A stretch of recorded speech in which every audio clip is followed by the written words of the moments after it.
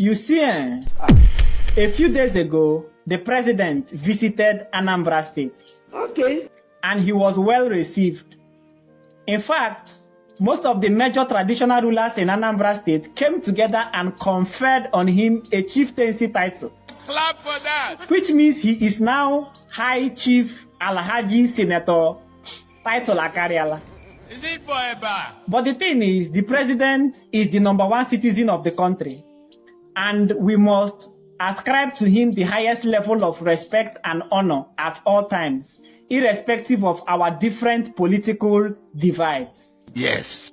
But having said that, I believe that there is a thin line between courtesy and sycophancy.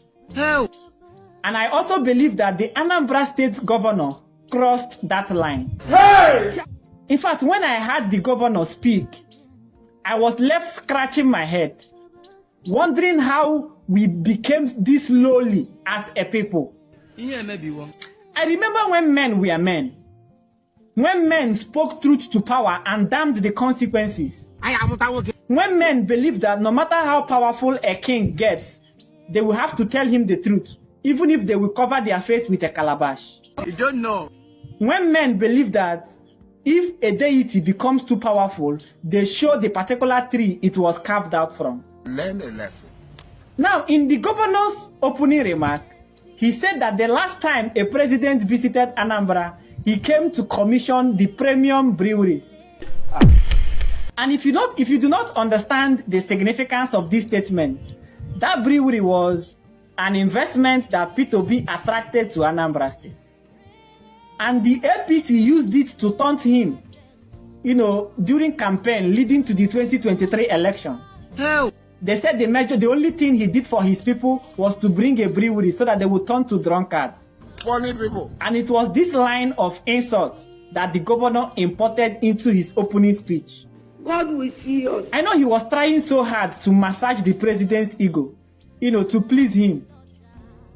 But must you pour spit in the face of your own brother? That is not corruption. And you disregarded the fact that most of the people that gathered there, even though they came to welcome their president, they are also Peter Obi supporters and his kinsmen as well.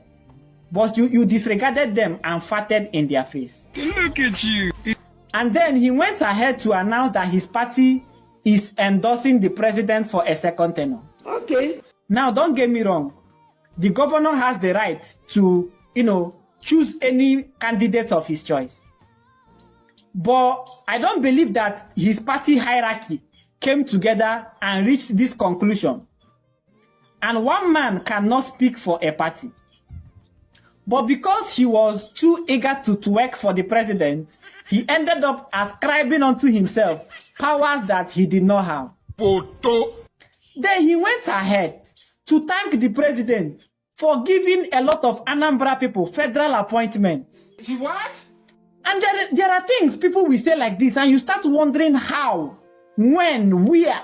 Hey! Like, you can't wrap your head around it. What be this? Like, I know you are trying to impress. You want to be, a good servant. Check. But must you live in denial? Everybody knows that no government has disregarded federal character than what we have today. You don't know. In fact, Anambra State as a whole has just one junior minister. Hell. In fact, Ondo State has more ministers than the whole of Southeast combined together. Yeah! And a Southeast governor is giving thanks for giving non-existent appointment. Wash and cup of tea. I'm not saying you should not praise the president. There are so many good things you can say about the president that will make sense. You can praise him as the man that built Lagos. We will understand.